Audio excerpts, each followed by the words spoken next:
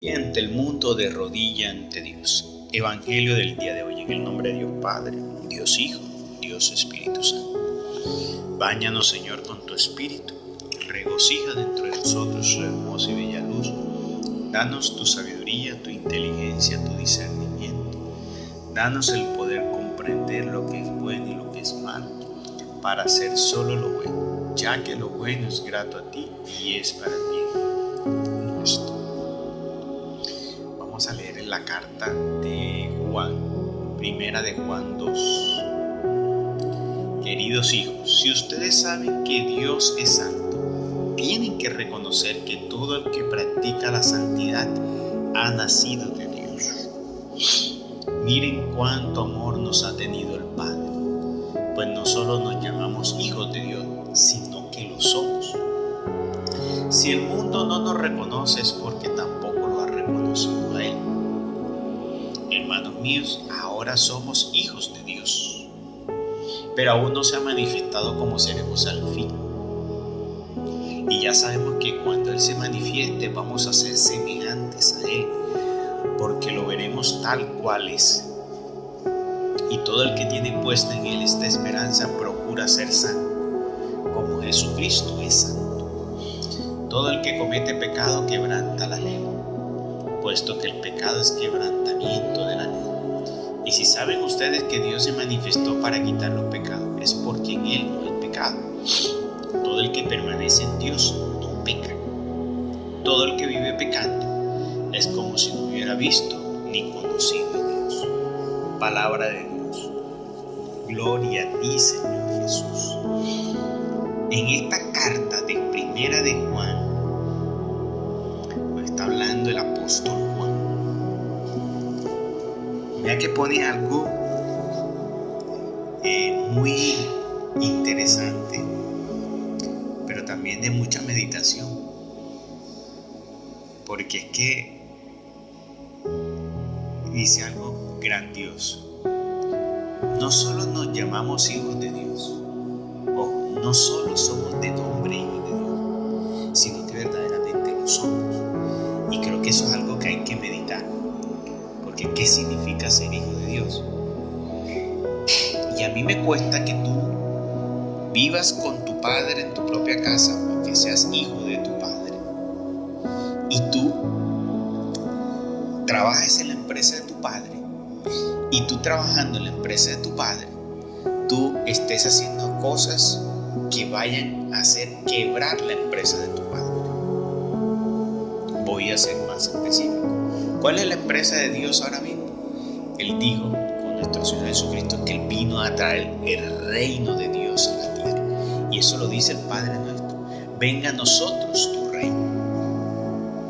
Y que se haga tu voluntad aquí como lo hacen los ángeles en el cielo. Esa es la finalidad. Porque Dios va a unir nuevamente los cielos y la tierra. Entonces la finalidad de nuestro Señor Jesucristo era ese, lo que quería Dios. Cortar todo aquello que hacía diferente el cielo de la tierra, en que era la maldad, el pecado. Y vino a traer ese reino. En el reino no podía instalar el reino antes. ¿Por qué? Porque todo reino tiene un rey. ¿Y quién va a poner a instalar su reinado? El mismo rey. Por eso vino nuestro Señor Jesucristo como verdadero rey, como verdadero Dios, a instalar su reino. Porque ese reino es nuestro Señor Jesucristo. Y entonces vino no a crear un reinado de edificaciones, ni de tesoros, ni de monedas, ni de oro, ni de bellezas exuberantes. Él vino a crear un reinado de vida. O sea, el reino de los cielos es algo que se ve, es en la vida que se lleva. Ya no vamos a ver el reino de Dios como que ves, búscalo en algún lugar o está sentado. No. O sea, la figura de lo que debería ser el reinado de Dios es la vida en la iglesia. Pero hoy en día, lastimosamente, en la iglesia hay muchas cosas que no dan muestra de que eso sea el reinado de Dios. Mire, tanta corrupción en las iglesias. Los ministros se han corrompido. Mire que ya están tratando, han dejado y han avalado Por ejemplo, miren, están legalizando los robos, la mentira con esta cuestión de los diezmos y la ofrenda. Increíble que ven, paga diezmos y ofrenda para que Dios te bendiga. O sea, han legalizado vender la bendición de Dios. Los pastores venden la bendición de Dios, porque ellos te dicen a ti que si tú no llevas el diezmo y la ofrenda, Dios no te bendice. O sea, Dios bendice es si tú pagas, si no pagas. Los sacerdotes, ¿qué hacen? Te cobran por la salvación. Porque si tú no pagas la papeleta de bautismo, no te bautizan. Si tú no pagas la papeleta de matrimonio, no te casan. Lo único que les ha faltado es que cobren por comulgar. Pero en palabras, cuando tú vas a la iglesia y te pasan la bolsa, mejor dicho. Entonces ellos queriendo adornar templos y levantar templos, ahí van legalizando los robos. ¿Por qué? Porque no está escondido que cogen y se han robado mucho dinero para perderse en el pecado. Eso hay muchos ejemplos. Bueno, podríamos decir que no todo, pero la mayoría toma de allí de eso. Y creo que ya hay que comenzar a acabar con eso. Y los pastores legalizando el robo, diciéndole a la gente que si tú no diezmas, Dios no te bendice. Increíble, ¿no? Y ellos mismos, y son los mismos pastores los que dicen que la salvación es solo por fe. Oiga, si la salvación es solo por fe, ¿para qué cobran dinero?